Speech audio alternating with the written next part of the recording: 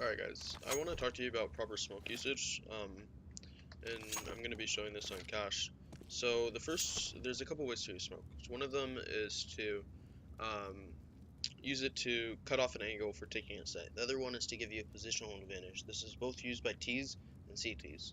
And then lastly is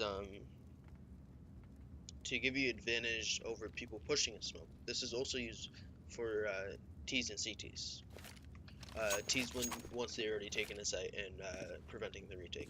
So the biggest thing that I'm going to go over is for preventing people from to give you the advantage for people coming through the smoke, right? So a lot of people end up throwing mid smoke somewhat like this, and then they keep complaining that they can't hold a smoke. Well, this isn't the proper way to throw the smoke, because the problem with the smoke is it's going to give you a much more surface area than if the smoke wasn't there. And then once the smoke clears, I'm going to show you the proper smoke. So a proper smoke would be, it's even not that great. But the proper smoke is to, this is fine actually. But the proper smoke is to only use the surface area of the actual door for them to come out. So once this is clear, I'm going to actually show you the proper smoke real quick. Proper smoke is just right inside, something like this. And this only, gives the T's the ability to go out from the side of the door. So, like this. So I'm going to show you on a site how you can mess up the smoke again, and I see people doing this over and over again, and actually, in one of my league matches, I had, I was playing against a team that only threw the smoke. Well, every single time, I take A through the smoke. I would just throw a pop flash through, run out forklift, kill the guy forklift, and then kill the guy highway. And I would do this over and over again, and they couldn't figure out why. Well, the problem is they're giving me extra surface area to go through. Well, a proper smoke like this, leaves the same amount of surface area, but gives you the advantage when the person comes through because you could see them before they could see you, making the shot easy. Give you that quick second of time advantage to kill them. So that's the proper use of smoke, unlike, throwing it like this. And I've even had times, I didn't do this on A, but when I take mid through a smoke with fast mid take, I underhand a smoke like this for me to go through. Because it's better to go through a smoke somewhat like this than the proper smoke. So then the next way of people using smokes is over on B. You see people throwing smokes like this all the time. And this is generally, some people hold the smoke, but generally it's to give you a positional advantage. Allows people to get into checkered, allows people to go, get into this corner, allows people to get into snacks. And I'll give you guys an example of it on T side, which is when you're taking checker control. You throw a smoke like this, and hopefully that landed. But it blocks off, yeah, it did. It blocks off B main, and it allows people to get into checker, and from there you can take sight, because there's less angles to worry about. And then, lastly is to exclude an angle.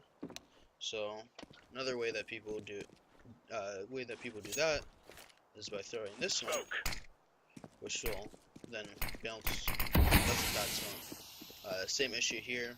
Is it gives too much surface area and allows people to run out like this.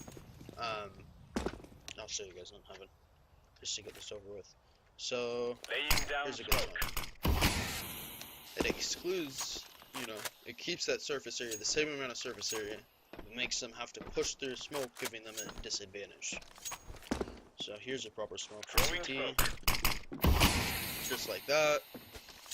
And that's, proper smokes. That's how you use a smoke, because it keeps the same amount of surface area for someone to run through, which is this door right here. But it puts a smoke there, giving them the disadvantage, allowing you to see their feet before they make it through. And adjust for that. So that's the proper way to use smokes. I hope you guys, this helped you. I know it's gonna help a lot of people considering what I see. Even when I'm trying out for teams, I see people, or I was trying out players for teams, and 12, not really 12, but more of like 10, 11 RWS players were doing this. And it's such a big issue because it allows opportunities for people to get entry frags and take sites through smoke.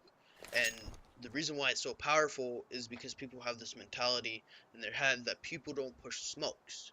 Smokes are walls. So when you have the mentality that smokes are walls, and then the smoke makes it harder for you to hold it actually than if there's no smoke. So going back to the mid idea, you know, you could hold it and you just have this surface area to go to, and you just have to react to that. However, when there's so much surface area like this, it's so difficult. It's so difficult.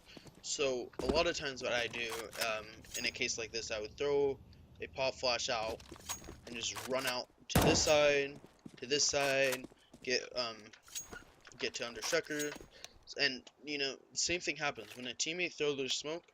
I don't even try to hold it. So if a teammate throws their smoke and I'm playing forklift, this is how I'm now holding forklift. This is how I'll now hold it, because there's no point of holding that smoke because it puts you at a disadvantage. You know, when a teammate throws this smoke, I then go and I'm playing white box. I then go to the off angle and hold this. Catch people running through this, you know, once they're out of the smoke.